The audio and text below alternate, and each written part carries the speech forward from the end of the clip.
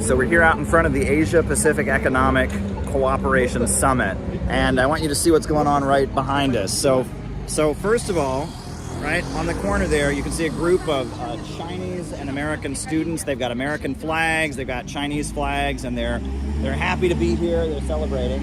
And then next to them, you've got this NGO guy who's got a sign trying to equate the Chinese with the Nazis. He's got a sign that says, China has concentration camps. So here we are on the floor of the media area of the Asia-Pacific Economic Cooperation Summit here in San Francisco. We're at the Moscone Center. So yeah, you can see behind me, looks like they've got a band that's gonna play. I saw groups of students coming in with Chinese flags and American flags. The whole big focus of the meeting is going to be the sit-down between Biden and Xi Jinping. That's what everyone's waiting to see. Folks say, oh, they're just cleaning up this place because all those fancy leaders are coming into town. That's true, because it's true. Now, in the lead-up to the APEC Summit, the homeless encampments all throughout downtown San Francisco mysteriously disappeared, and many think this was to give a better impression of the United States, cover up some of the poverty and chronic homelessness that plagues downtown areas in major cities like San Francisco. Many of the homeless people ended up being moved simply to other parts of the city where they're staying in tents or sleeping on the streets. They kicked me out of here. They're making up a bunch of rumors. Like, all my clothes got stolen, my shoes, but that's all sponsored stuff, you know? They moved them out to the, southwest side because there's less wind out there, so they pay attention more to themselves. And just before we go, let's quickly stop back to San Francisco, where Chinese President Xi Jinping has arrived for talks with his American counterpart. That's going to be at the upcoming APEC Summit. RT's Caleb Maupin gives us a sense of what to expect. The Asia-Pacific Economic Cooperation Summit has been planned for months, but now it has the whole world's attention. Why? Well, after a lot of back and forth, we now have confirmation that Biden and Xi Jinping will be meeting face-to-face. Now, the two heads of state will be sitting down at a time when relations between the two countries are anything but swell. Here's how China's Global Times put it. There is a dark force in Washington that is undermining U.S.-China relations, and the more critical the moment, the more active they become.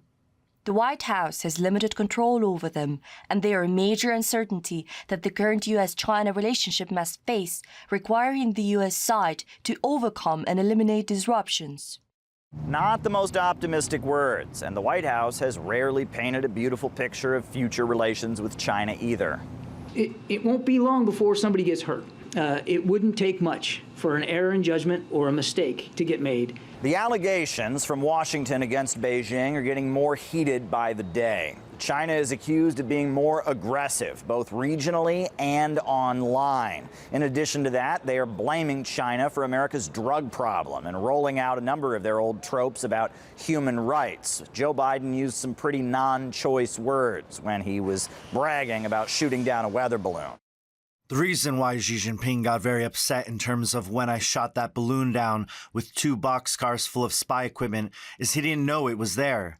That's a great embarrassment for dictators when they didn't know what happened. China sees the United States as frankly out to get them on the global stage, trying to crush their ability to produce computer chips and doing everything possible to stir up trouble when it comes to the territory of Taiwan. Western countries led by the United States have implemented all-round containment, encirclement, and suppression of China, which has brought unprecedented severe challenges to our country's development. Chinese diplomats have laid out a pretty clear road to de-escalation. Nothing too complicated. They say it's America that wants a fight, not them. China does not seek to change the U.S., nor should the U.S. seek to shape or change China. We hope that the U.S. will implement its commitment not to seek a new Cold War and not to engage in conflicts with China, and work together to promote the return of China-U.S. relations to a healthy and stable development track. If relations between Washington and Beijing are going to improve, Taiwan is crucial. And the United States must reaffirm its one China policy. Every time things start to look like they're improving between China and the U.S., something goes wrong. And that recent pattern has many people holding their breath when it comes to the big meeting between two heads of state set to take place on Wednesday. Let's hope there's no snafu this time in the form of a giant weather balloon or anything else. Caleb Maupin, RT, San Francisco.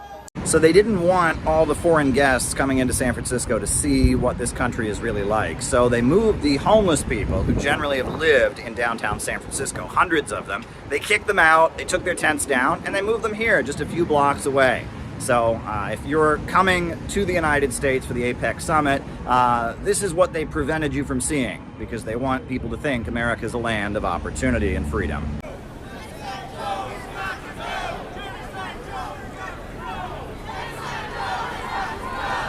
Now let's cross live to RT Caleb Maupin joining us live from San Francisco. Caleb, could you fill us in how the events unfolding there?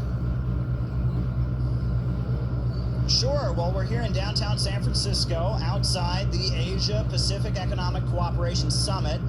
It's just after dark here, and protesters have assembled and been marching through the streets expressing their opposition to U.S. support for Israel.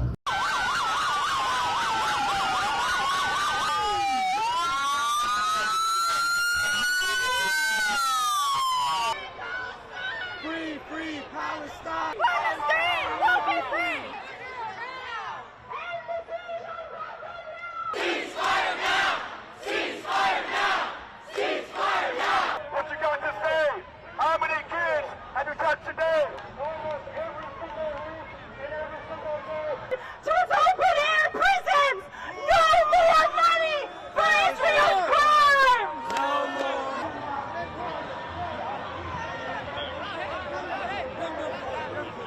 They've been supporting the Palestinians. They've been waving Palestinian flags. They went to the hotel where Joe Biden normally stays when he's in town here in San Francisco.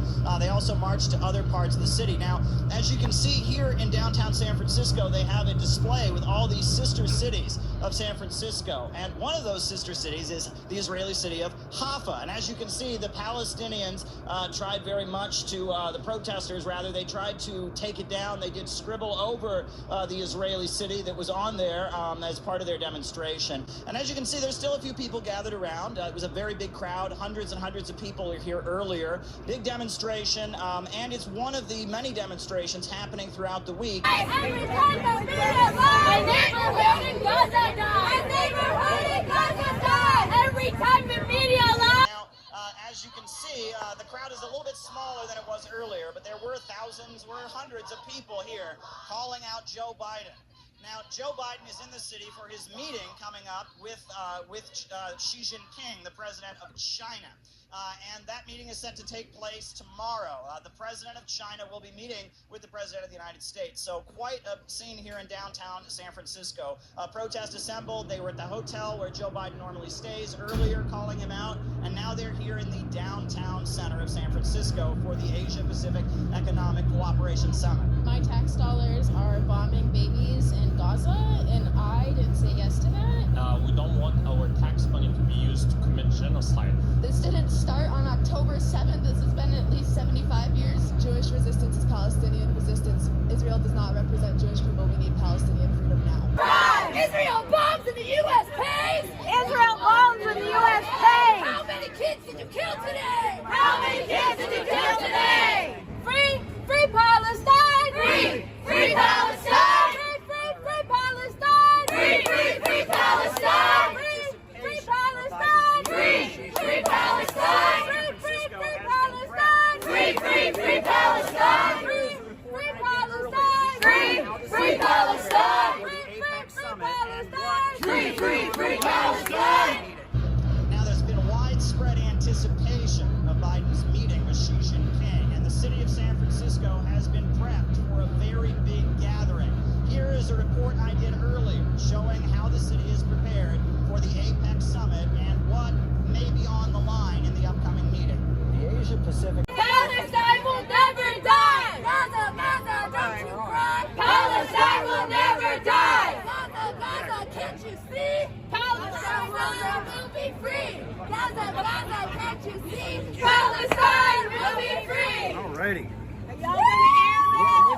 This is RT. We agree with you. We agree with you. We're more pro-Palestine than anybody. So, well, this is RT. We agree with you. We're more pro-Palestine than anybody. We're not your enemy. Calm down. You're so pro-Palestine.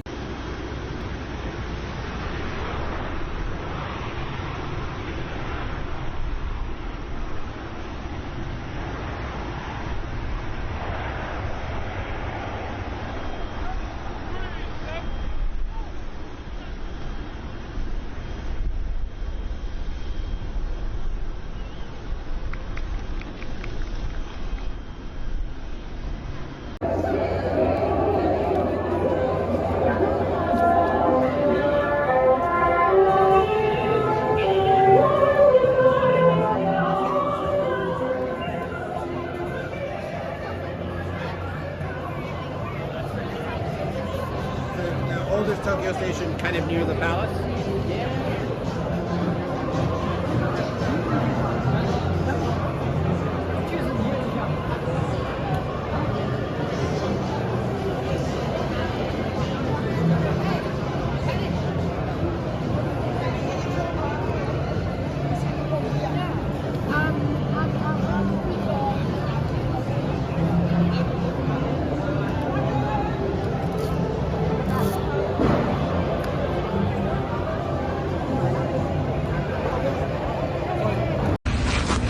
Ready, close, ready, gun, ready, face, forward.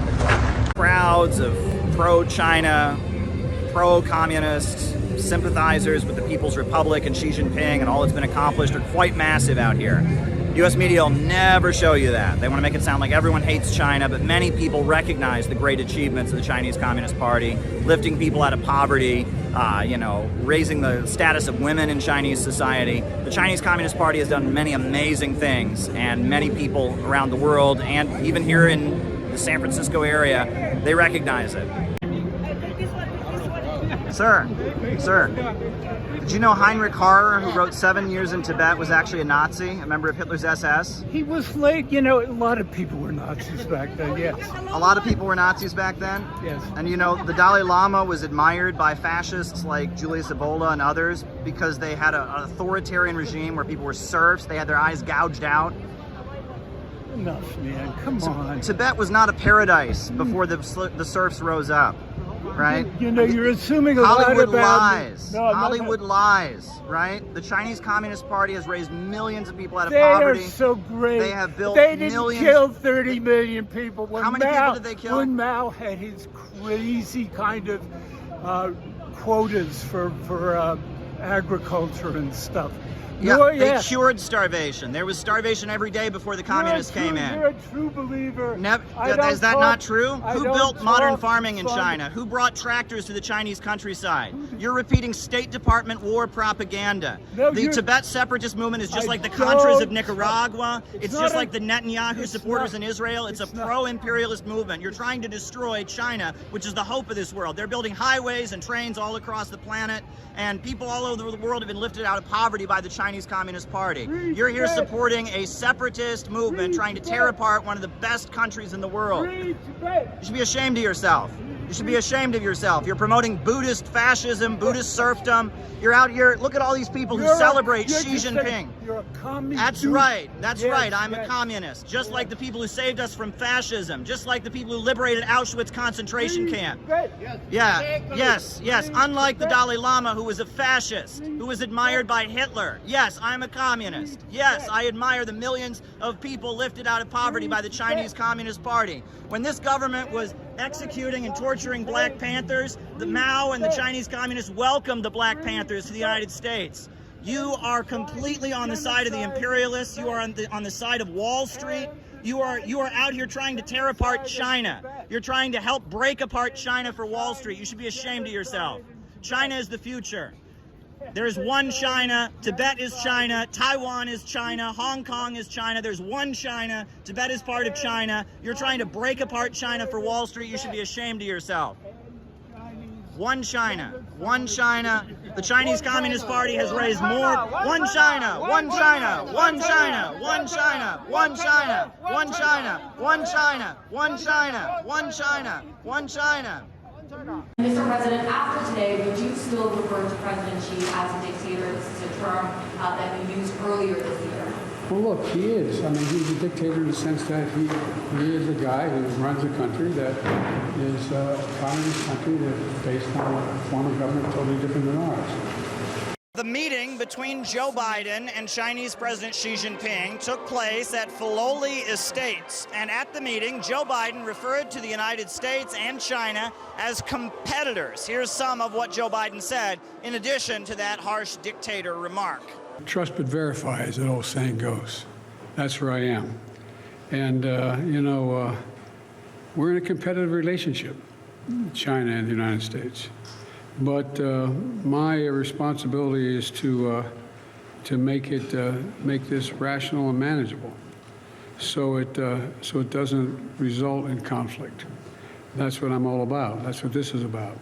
To find a place where we can come together and where we find mutual interest but most importantly, from my perspective, that are in the interest of the American people. That's what this is about. Now, at the meeting, military contact between the U.S. military and the Chinese military was reestablished, and that is very important in terms of keeping peace and making sure things in the Pacific region don't get out of control. The two leaders also agreed to a joint dialogue about combating the danger of drug trafficking and drugs. Now, the Chinese leader Xi Jinping urged Joe Biden to stop sending weapons to Taiwan, and the two leaders agreed to have dialogue further in the future. Now, at the meeting, Xi Jinping emphasized that China seeks cooperation with the United States. Here's some of what he said. The China-US relationship has never been smooth for 50 years or more, and it always faces problems of one kind or another. For two large countries like China and the United States, turning their backs on each other is not an option. Conflict and confrontation has unbearable consequences for both sides.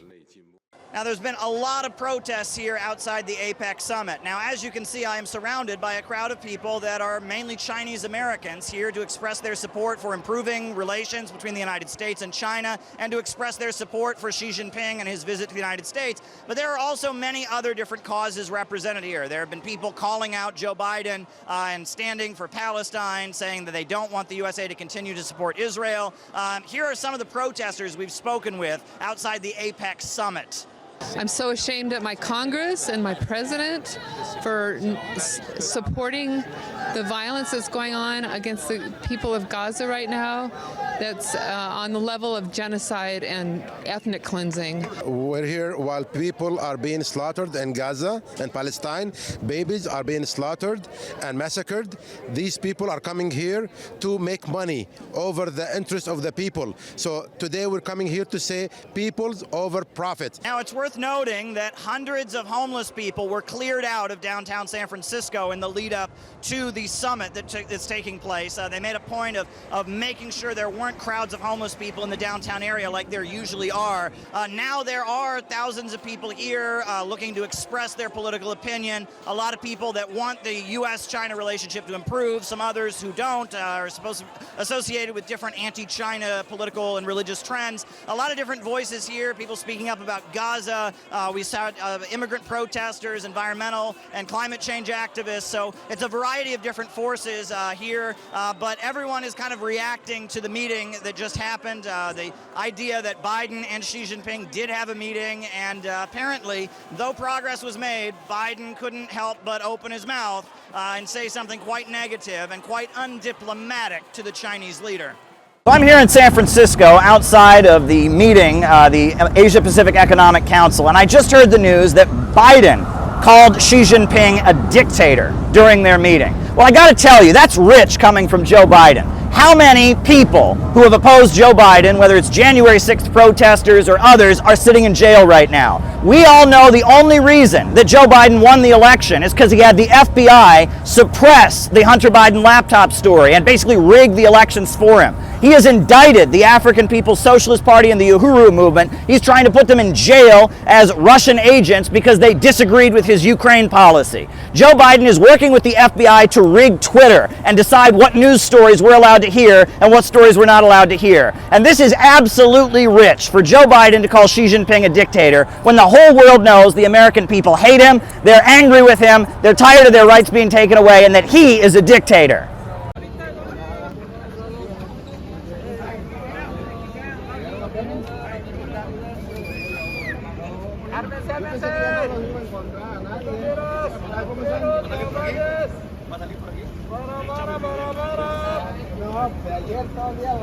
Here in front of the Asia Pacific Economic Cooperation Summit, as you can see here, we've got crowds of supporters of the President of Mexico, Andrés Manuel López Obrador. Now, AMLO is a very interesting political figure. He kind of rose to prominence in Mexico in the aftermath of a teachers' strike that kind of exploded into a rebellion in Oaxaca in 2006. And he was a leader who sympathized with labor unions, was kind of a populist.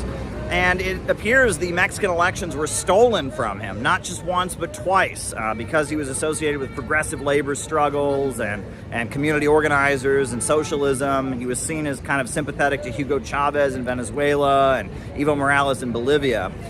He was able to finally win the presidency as a result of Donald Trump. When Donald Trump came into office, and there was a lot of animosity then between Mexico and the United States, that created an opening where the forces that had generally prevented AMLO from taking office in the past were not as motivated to cooperate with the United States, and that created an opening. And then he leads a coalition in Mexico. It's called Morena. A lot of different political parties involved. There's centrist parties, liberal parties, but one of the parties that's part of the Morena coalition is actually called the PT, or the Workers' Party of Mexico, and it is a socialist, anti-imperialist, revolutionary party that's got a good relationship with North Korea and such. And he's actually been very much in favor of better relations between Mexico and China, Mexico and Russia.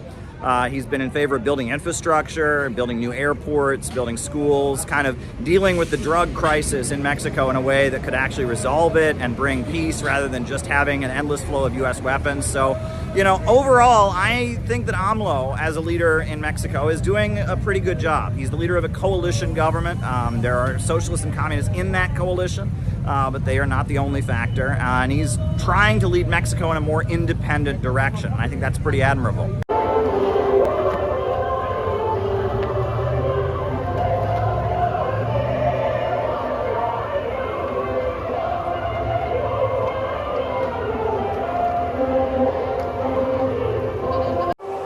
So it finally happened. With a lot of fanfare and anticipation, Biden finally met with Xi Jinping. Some key agreements were reached, so we can all go home happy. Call it a victory for world peace. Well, not without Joe Biden opening his mouth. And Mr. President, after today, would you still refer to President Xi as a dictator? This is a term that we used earlier this year. Well, look, he is. I mean, he's a dictator in the sense that he is a guy who runs a country that is a communist country that's based on a form of government totally different than ours. Such rhetoric is extremely wrong and irresponsible political manipulation. China firmly opposes this. Now, that's not the only aspect of the meeting that didn't really measure up. Biden heard a lot from Xi about the issue of Taiwan. Taiwan is pretty vital for China if things are going to improve between the United States and Beijing. However, what was said to Biden about the issue of the island of Taiwan seems to have gone in one ear and out the other. With the Taiwan Relations Act, we are committed to doing what's necessary to help Taiwan acquire the means to defend itself. I don't think that anything that both leaders discussed today would cause that to move in a different direction. A month before the talks, the USA published a document fear-mongering about China's nuclear arsenal. The size and composition of the nuclear force must account for the possibility of combined aggression from Russia and China. US strategy should no longer treat China's nuclear forces as a lesser included threat. The United States needs a nuclear posture capable of simultaneously deterring both countries. The findings of this bipartisan report detail the gravity of the situation we face and emphasize that the current trajectory of the U.S. strategic forces is insufficient to deter the looming Chinese and Russian threat. The report is also a stark reminder of the significant work needed to expand our nuclear submarine industrial base to increase production and reduce repair time.